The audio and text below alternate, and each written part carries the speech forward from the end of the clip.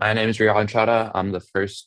I'm Maving from Equality Independent Chada. Timer will start on my first word. Framework is extinction for the risk of the nuclear extinction over any other impact. Two reasons. One, Yale, 1982. Although the risk of extinction may be fractional, the stake is infinite and a fraction of infinity is still infinity. Extinction outweighs anything else. If a probability is greater than a billionth of 1%, we should win. Boscham, 2011. A mere 1% of chance of being correct. We found that the expected value of gruesome extinction risk of a billionth of 1 billionth of 1 percentage point is worth 100 billion times as much as a billion human lives. The burden on them is to prove that extinction is possible, no matter how unlikely we can bet the future of the species on it.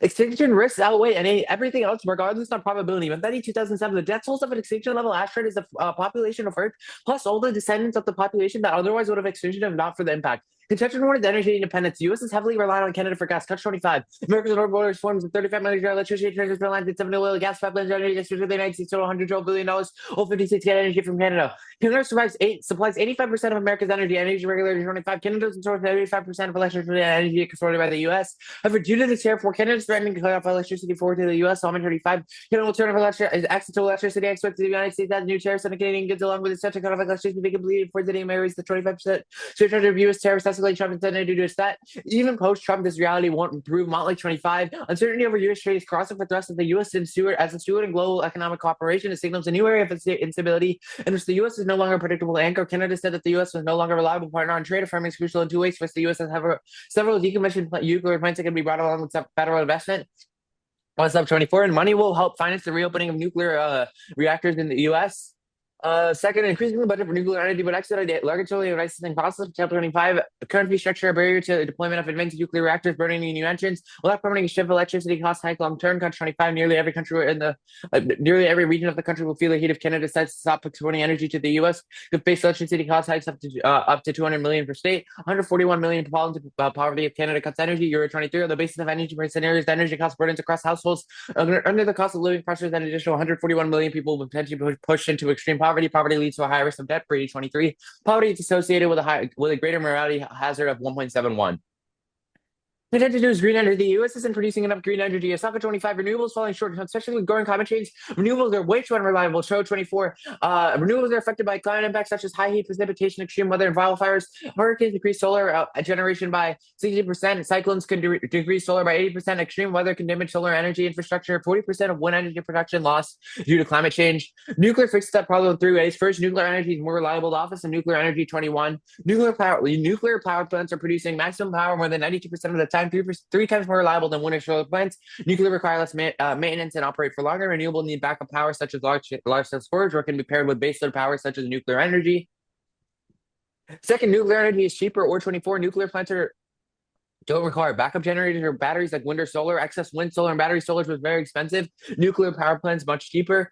Third, nuclear energy by far produces the least emissions. Richie 20, nuclear energy only produces 6 tons of CO2 per gigawatt hour, between a 2 to 9 default decrease from other renewable options. Recommissioning is fast.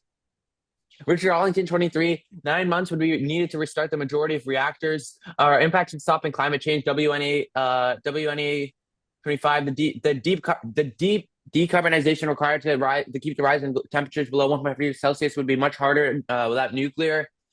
French electricity systems show that nuclear energy can be expanded at the speed required to combat climate change. Climate change causes extinctions due to 17, warming greater than 1.5 degrees Celsius post threats of extinction. All right, I will begin my constructive on my first word.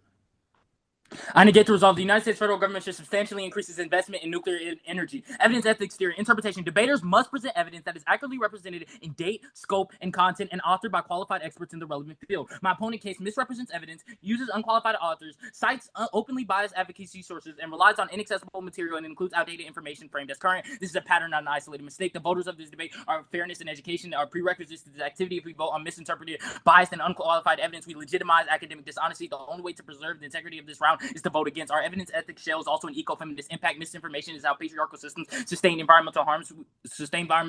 This makes it not just a theory voter, but also a substantive link into our case. So even if you weigh substance first, you're still voting for us. Fiat is illusory, meaning if you affirm or negate, nothing happens. However, voting for us on theory let us set norms in the debate space. We negate the resolve. The framework for this debate is ecological feminism. Voices for Biodiversity 2012 says the central tenet of ecofeminism is that social and environmental issues are not separate, that the causes for the mistreatment of women, people of color, and environmental stem from the same place. Therefore, from an ecofeminist perspective, it's best to view these issues collectively.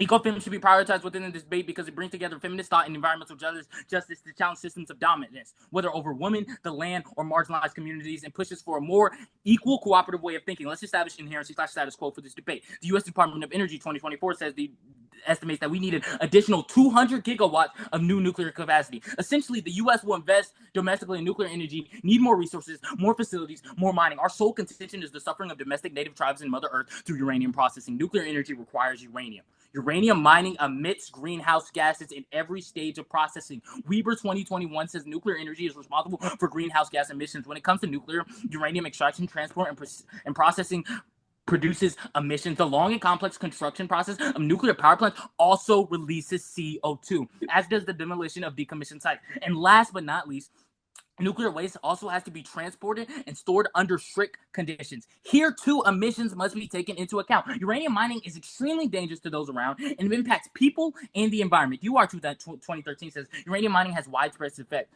contaminating the environment with radioactive dust, radon gas, waterborne toxins, and increased levels of background radiation. Hoover 2016 says the results indicated that arsenic and uranium concentrations exceeded national drinking standards in 15.1% arsenic and 12.8% uranium of tested water sources. Unregulated sources in close proximity within 6 kilometers to abandoned uranium mines yielded significantly higher concentrations of arsenic or uranium. The organisms and people which depend on the water will suffer because of the toxicity. Also, the Navajo community, especially women, are preyed upon because of nuclear energy needs. The Environmental Protection Agency of 2018 says from 1944 to 1986, nearly 30 million tons of uranium were extracted from Navajo lands under leases with the Navajo Nation. EPA has identified 523 uranium mines on the Navajo Nation, encompassing more than 27,000 square miles within Utah, New Mexico, and Arizona. The unique geology of this region makes the Navajo Nation rich in uranium.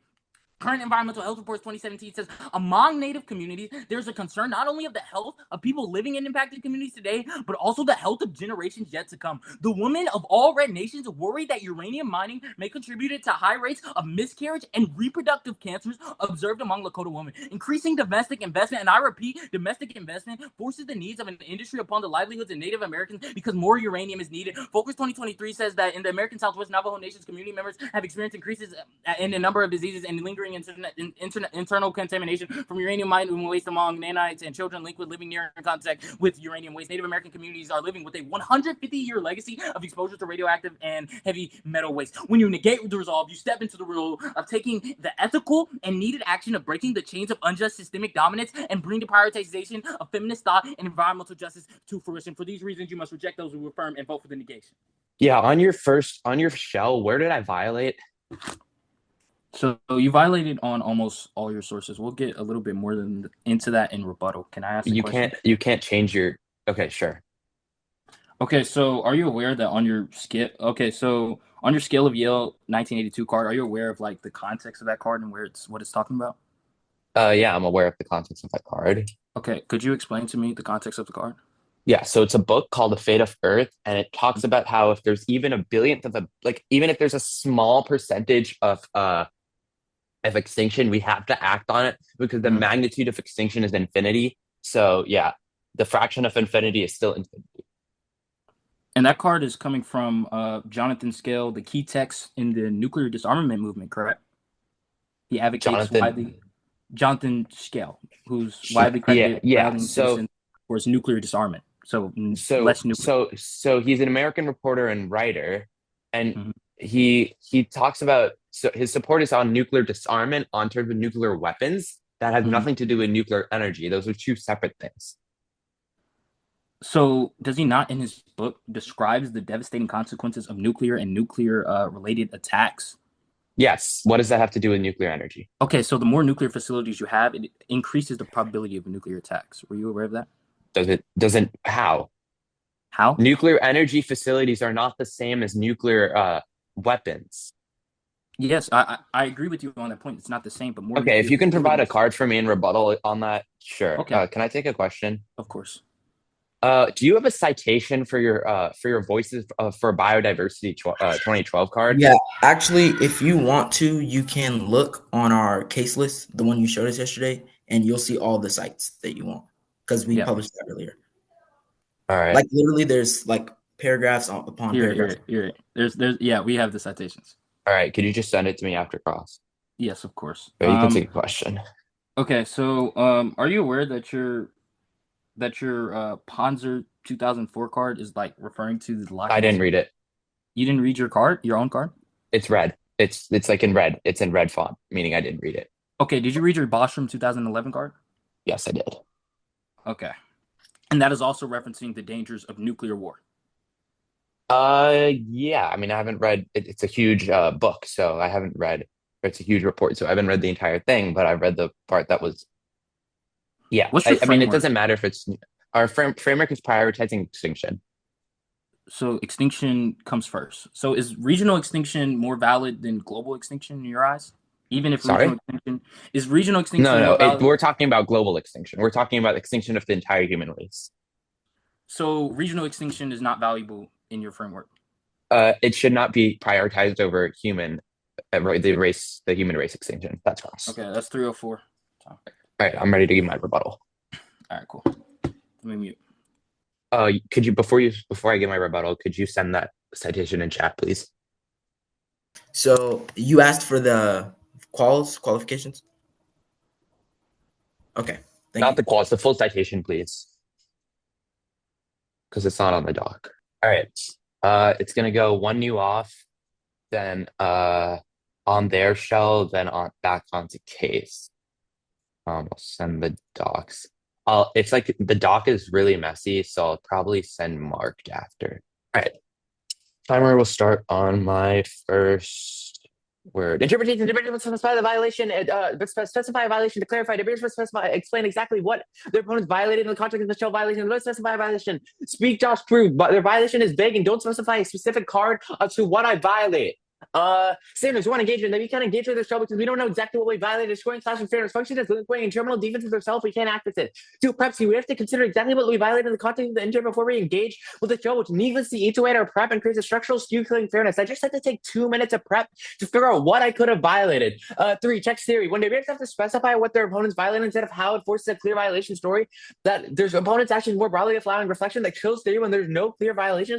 Supercharging all forms of norm setting at the highest level. Four, theory slash. I'm saying a clear violation. We teams will spam we meets because they don't know exactly how they violate, which shifts away from debating norms. Five, time skew. Citizen violation stories puts the burden of proof on us. Teams will spam shells with a short violation to skew us on a long we meet killing fairness. Now to the voter one.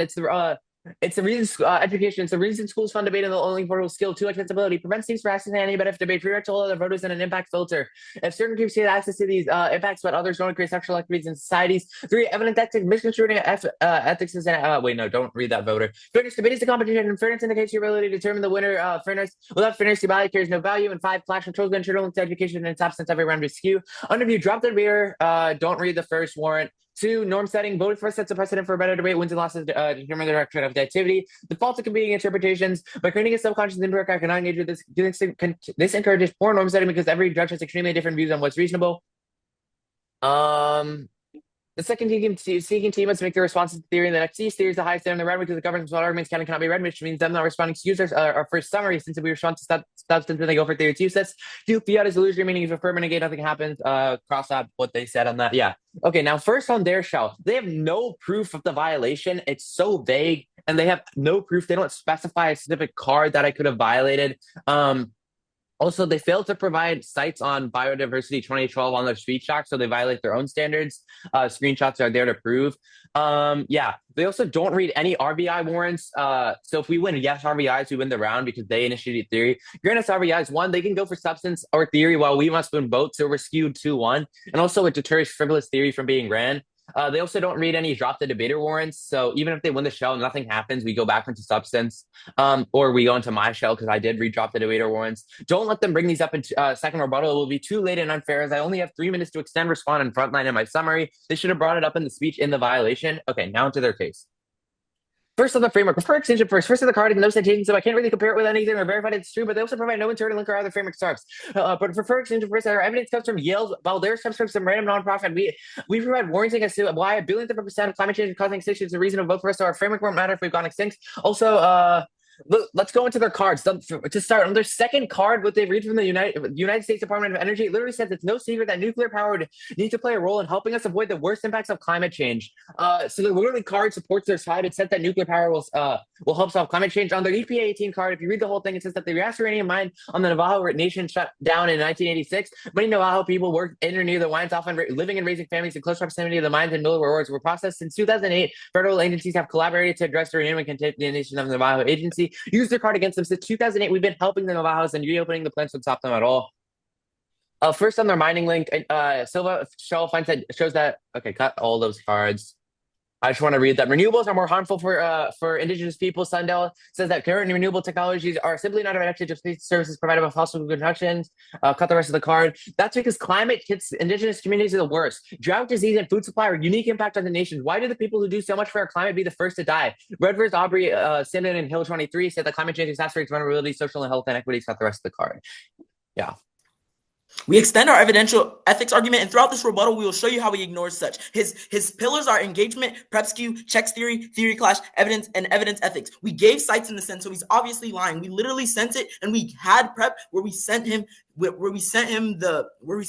doc, where we sent him the sites. He says we didn't establish drop warrants. We literally said you must vote against with evidential ethics. We establish fairness by giving him exactly what he wants at the times he wants. We give him everything he wants in terms of theory, and we're going to get into why he doesn't even show evidential ethics. Now, my opponent says extinction is their framework. Jonathan Schell of Yale, 1982. In the text, he's a key figure in the nuclear disarmament movement. He describes the devastating consequences of nuclear war and highlights the danger of such. And he's widely credited with highlighting the danger of the nuclear arms race. My opponent says we don't know the distinction between nuclear energy and nuclear weapons. They coincide. The development of one coincides with the development of another, and it can be inherently dangerous. So we turn that. Now, Bostrom 2011, he references nuclear war. The app is more for nuclear facilities, pushing away from nuclear disarmament. Turn this argument, the burden of proof to prove global extinction is more probable than regional extinction. We don't prefer extinction because it takes away from focus from real issues at hand. There's a small probability that the sun will explode every day, yet we still focus on issues like world hunger before those because they outweigh. We'll show you later why we can't even grant him extinction in this links. Extinction framing is inherently utilitarian because it forgets that the way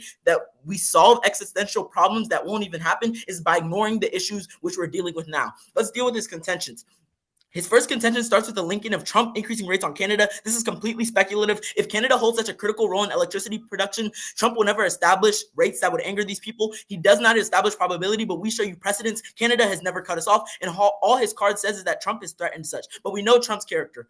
We indict his Lincoln card. Anna Cutts has no expertise in U.S. or Canadian policy. She got her BA in journalism. Anna Cutts herself says President Donald Trump reversed his decision to double the nation's steel and aluminum tariffs on Canada. This establishes Canadian trade relations being beneficial. He also has no access to Canadian cutoff because he actually misleads us. In his same card, in a different card that he cites, it says that Canada only represents 0.3% of total U.S. demand. He tries to make it seem as if we lose this, we're out. Poverty's happening, everybody's gone, but he misleads, and he had done enough research to recognize that Canada doesn't hold 85% of our electric share. He lies, violating the whole theory he has. Drop him, give us evidential honesty, and educate him. But even if I grant him that Trump does this, let's jump into his contentions for the Lincoln. His Westhoff card is referring to billions of dollars that was implemented years ago and is opening up one factory in Michigan. This is talking about the SQUO. He doesn't get access to any of these impacts because this deal has already happened, and there's no evidence that substantial investment will make this happen again. Now, his card is misleading. His source is actually from 2023, not from 2025. His second premise on contention 1 says that he expedites regulatory processes by investing. 2 turns. Link turn. Investing in domestic market doesn't mean that the government will give entrepreneurs more money. In fact, this process will lengthen procedures, the exact thing that the affirmative is trying to stop. Number 2, link turn again. Even if it doesn't, allowing more people into private nuke energy market creates difficulty of regulation, which leads to excessive mining activity, further hurting the native people, which he doesn't prioritize for, but he claims that he does. He then says that without nuke energy, this will lead to a hike on electricity costs per cuts 25. My opponent says nuclear energy is cost effective. We turn this because nuclear energy is one of the most expensive energy sources. Peterson 2025, Utah nuclear expansion, 40 billion for 4 gigawatts. Cut the rest of this. Now we keep going, and he argues that millions will fall into poverty if Canada cuts. We already showed that they won't, but now we indict again because his source isn't actually establishing an amount for the energy to cost. Now we deal with the second contention, which says that nuclear energy is more reliable, cheaper, and produces less emissions. We already addressed cheaper. Let's deal with reliable and emissions with one term. Emissions linked term. Nuclear waste remains hazardous for thousands of years. Spent fuels is millions of times more radioactive after use. Nuke emissions are not reliable because they endanger people in their usage in such a way that the human race cannot rely on them. Now, even if I grant him minimum emissions from nuke energy, he cuts his card manipulatively. His card says that they're simply proposing risk categorization, and that an increase in Celsius will lead to climate change. But these increases actually haven't happened, and he cannot gain his impact until he proves that there's enough of an increase in temperature that will lead to extinction for all. But you know that's not true, and I know that's not true, so let's vote for the negation. Can I get your sites on all of the cards you read? Okay, so that's Peterson. All right, so that's the cuts contradiction card, and this is the CSIR card. This is the integrated power grid. All right, that's all I need. That's all I need.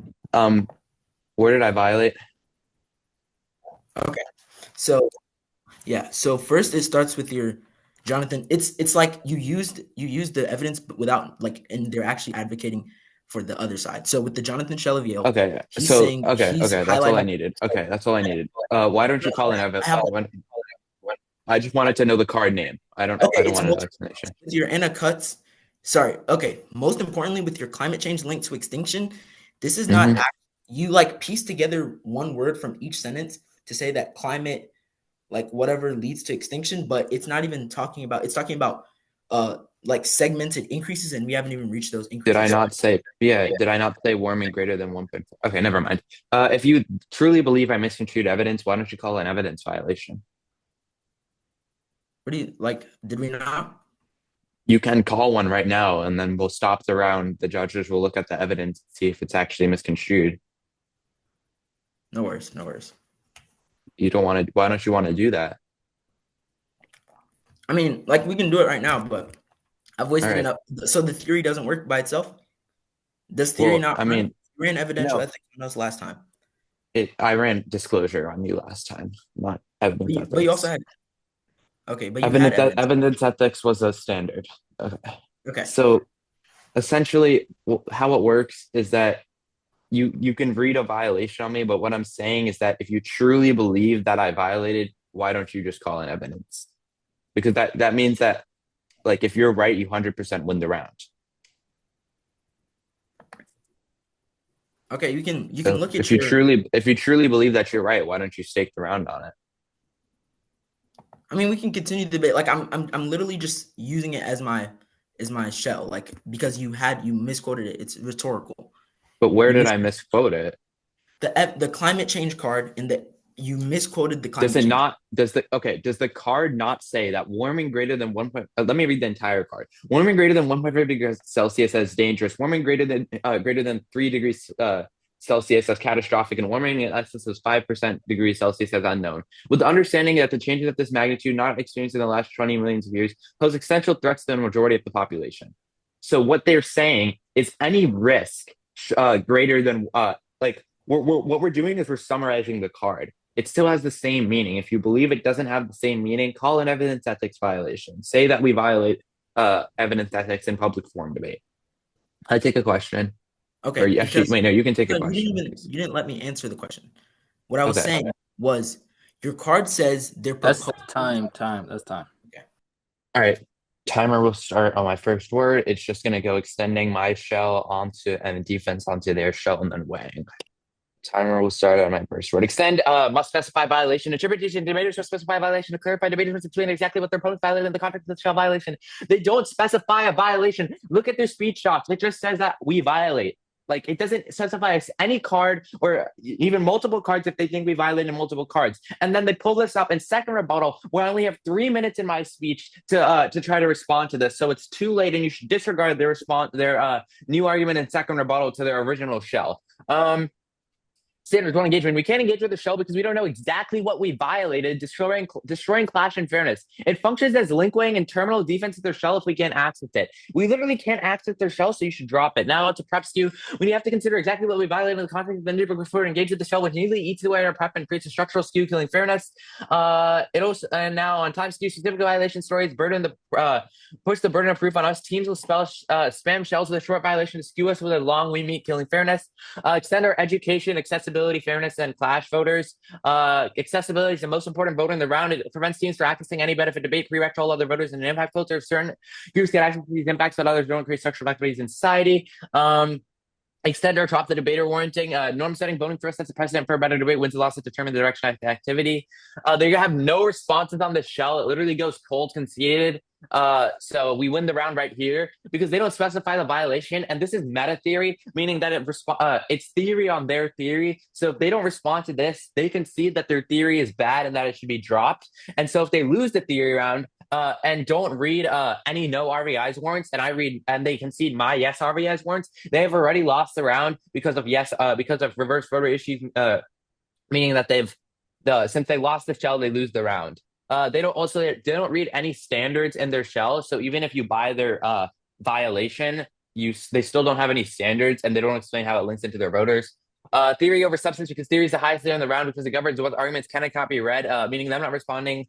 And also fiat delusion, meaning if you prefer anything happens, prefer meta theory over all other forms of theory because meta theory talks about how theory should actually be ran. So if we can critique their form of theory, that means they won't run abusive theory, non-shell theory, or bad theory that skews us out of the round. Now to weigh, accessibility is the most important voter in this debate. Debaters who keep getting theory spammed on them because when they don't know what it is and they don't know how they violate will get skewed out of debate. Accessibility is the most important voter because if no one can access the debate space, no one would debate. It's also an impact filter, and it links into their framework. If only certain groups access the debate space, it creates structural inequities in society. So we literally link into their framework. Also extend our defense that I read in rebuttal on their shell that they don't read any RVI warrants or drop the debater warrants, and it's too late to bring it up in rebuttal because I only have 3 minutes. We extend our evidential ethics argument throughout this summary. We will show how he ignores it. He said that his prep skew went clean conceded. It did not. We gave sides in the end, and he's attempting to cheat and send false screenshots. He said we dropped the arg. We established drop warrants, but we established warrants. We established voters, so you must vote for the neg. And then he said check theory. You can get violations in rebuttal or constructive. He says we don't specify a violation in the constructive. We did so in rebuttal. And then when he talks about his evidence, we're talking about the Euro 17 card, which is saying an extension of the Paris Climate Agreement. It's not saying that the climate will increase by 1.5%, as he's saying. And then the Shell 1982 card is someone who's preferring the nuclear disarmament, and his Energy Bad Boy Substack card has no visible source citation, it means of self-publishing, and no peer review. And then he said he doesn't know what theory is, and he actually linked it in. That's a complete and utter lie. He ran theory against us yesterday. We don't skew him on prep. He ignores that he was using 5+ minutes for prep. We did respond to your RVI. We established that you lost because you manipulated ethics. You just clearly see that we respond to your theory because you violated evidence. He doesn't link it to our framework because evidential ethics ensures fairness in the debate field. There was no disadvantage to you. Also, we linked into your RVI through the EcoFin framework. The first contingent starts with the link in of Trump increasing rates in Canada. This is completely speculative. If Canada holds a critical role in electrical production, Trump will never establish that this would anger such people. And then his own Anna Cuts card contradicts his Saltman 25 card, in which our card says that President Donald Trump reversed his decision to double the national steel and aluminum tariffs on Canada. That is Anna Cuts saying that. And then he also is misleading the Canadian cutoff card because this represents only 0.3% of total U.S. demand. Also, his energy regulator card, his source is and that's on his energy regulation card. And then also on his Brady 23 card, when he's talking about the high poverty rates and how that links in, we actually link into the framework because if you read the card on his David Brady 23 Jamie Network card, it says that ethnic and minority groups are more likely to be in poverty, such as the Navajo Nation, which we said the mortality associated with poverty is also associated with enormous costs. And also, all right, now let's get into some weighing. Okay, so my opponent claims poverty on C1, extinction on C2. Our evidence is preferred because he completely neglected that his Euro 23 card in the smallest font possible is referencing the Ukraine conflict, not even in the status quo in his card and his card is from 2023. Trump was elected in 2024, not even representative of the squad. But our case demonstrates that we both gain and solve for extinction, poverty, and health-related bioterrorism, as we solve for include increases in numerous diseases and persistent internal contamination by extending our focus 2022 evidence. These harms are systemic, long-lasting, and far deadlier. The probability, my opponent argues, Canadian energy cutoff, which is speculative at best, considering our indict on his Solomon 25 card and more recent evidence which discounts his. And our case shows that affirmative plan is already happening in status quo. Uranium mining that continues to harm native communities. Extend our Hoover 2016 evidence, which finds arsenic and uranium contamination exceeding national drinking water, giving us a 100 probability of assistance compared to the uncertainty of the affirmatives. In fact, my opponent's time frame, he has no time frame on a C1 because it's speculative at best. And his Zeus 17 climate card time frame is 2,100. But our case outlines that harms to Native Americans have and will persist for over 150 years, extending our biodiversity 2012 evidence. Our scope, he argues planetary decimatation, but we access the reality of 523 uranium mining spanning 27,000 miles. Judge, my opponent drops substance for theory, so we will establish theory and extend substance. For these reasons, you must vote for the negation. All right, Grand Cross. Can I take the first question? Of course. Yeah. So once again, I asked this through the first two Rosses.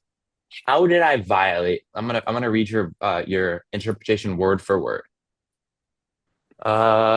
Interpretation. Debaters must present evidence that is accurately represented in date, scope, and content and authored by qualified experts in the relevant field. Okay, so your energy Substack card is not authored by a qualified expert in the relevant field. It's an independent Substack publishing. And so I should and what standards does that link into? That links into our voters of fairness and education. Okay, so you have no standards. Got it. Okay. We can't vote on misrepresented, biased, or unqualified evidence. Sure. Would you agree that we can't vote on those things? Like we can't. No, I wouldn't. Okay, why do you say that? When I give an analytical rebuttal, I don't have the qualifications. I didn't go to college for this stuff. But when I give an analytical rebuttal, should the judges not be able to vote on any analytics that I give? This is exactly why you cite authors that did go to college for this stuff, correct? Like we did.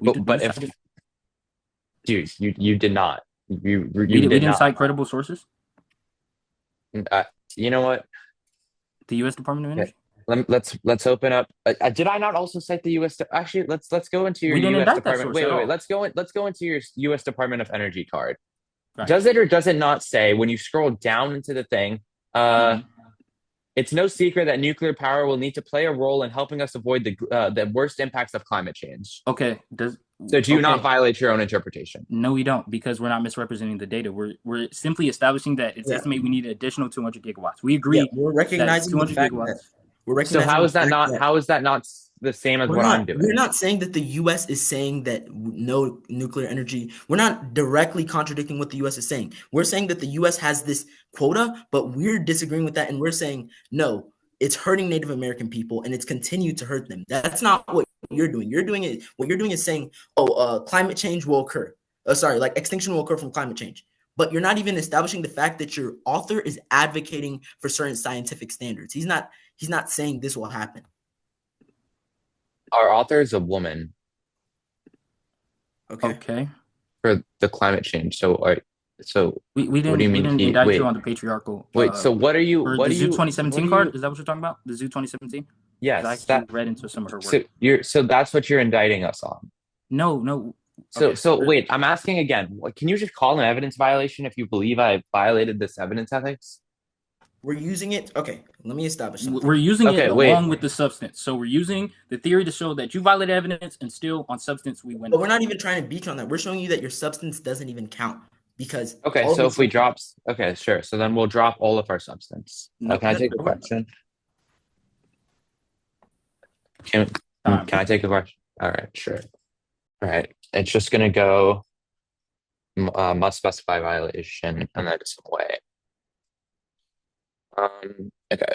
Timer will start on my first word. Extend must specify violation. The shell has gone cold conceded throughout the entire round. Interpretation. Debaters must specify a violation. To clarify, debaters must explain exactly what their opponent's violation in the context of the shell. This interpretation doesn't mean after in rebuttal you can bring up the violation. It means in the context of the shell you have to specify what I violated.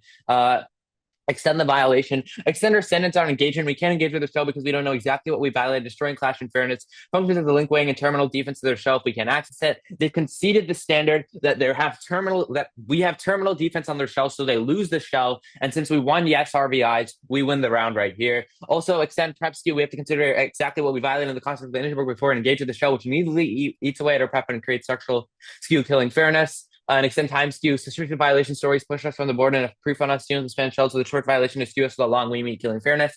Extend our voters on education, accessibility, fairness, and clash. Accessibility is the most important filter in the round. Yeah. Extend the underview on drop the debater for norm setting. Voting first sets a precedent for better debate. Wins and losses determine the direction of the activity. Extend our warranting as to why meta theory over theory. This has gone unresponded to. Meta theory talks about how we can debate theory on theory. So extend the warrant on how theory just decides on how what's allowed in one instance, while meta theory can talk about what's allowed in general. So if they can read bad shells throughout the entire round or throughout like their entire debating experience, they can read bad shells. Meta theory stops them from reading these bad shells. Yeah, we said nothing about citations. They kept saying that we lie and we bring up false screenshots, but our violation theory is not citation theory. So they also seem to be confusing reading evidence from an unreliable author from actually reading bad evidence and misconstruing my evidence and making my evidence seem like it's something I'm not. So they literally lose the shell. And if they truly believed that I violated evidence ethics, then they should just call it evidence violation. Judge, my opponent dropped substance for theory, so we will establish theory and extend substance. We came into this debate with evidential ethics is the principle to establish fairness, education, and clash. He violated EcoFem by knowing his source was advocating for something different multiple times, but he kept the same warrant to manipulate the evidence. We gave him the specific evidence, the Energy Bad Boys Substack, the Yang Yang Zhu 17 card, the Yuri 23 card, and his climate change card that links it to extinction. I will admit, he's a more experienced debater, but his use of debate jargon does not take away from the fact that we know and we show that he violated evidence multiple times. He did not have terminal defense on our shell because our shell literally proves multiple times that he violated evidence, and there was not a single time within our case that we didn't violate evidence. We didn't want to call an evidence violation because we want to learn from this debate. 1, 2, gain at clash. 3, educate ourselves. When you call it evidence violation, you pull the debate to a halt, and rather than focusing at what is most important, which is debate and learning, you try to win off of silly rules, which my opponent tried to do multiple times and tried to indict our credibility because of that. Now, his Energy Bad Boy stack had no visible source citations. His Substack meant self-publishing, no peer-reviewed, no institutional credentials, but you watched him waste time and time again trying to get our credentials, knowing that he suffer from the exact same sin. Now, Judge, we win on magnitude. My opponent claims poverty on C1, extinction on C2. Our evidence is preferred because he completely neglected that his Euro 23 card is the smallest font possible, and it's referencing the Ukraine conflict. That is a violation of scope, but our case demonstrates that we gain and solve for extinction, poverty, and health-related bioterrorism among the native people. On probability, my opponent argues Canadian energy cutoff, but we show you this is purely speculative at best, considering our indict on his Saltman 25 card and our most recent evidence, which discounts this. And our case shows that the affirmative's plan is already the status quo, meaning he doesn't gain access to any of those impacts, but we extend our Hoover et al. 2016 evidence, which finds that arsenic and uranium contamination exceeded national drinking water standards. And on time frame, he has no time frame. He has 100, but our case shows that there's a 150-year legacy of Native Americans being hurt, and by affirming, you will only continue it and exacerbate the issue. And on scope, we show you 523 miles spanning 27,000 miles among native people, and through the negation, you solve this issue. So, Judge, reject the affirmation and vote for the negation. Thank you.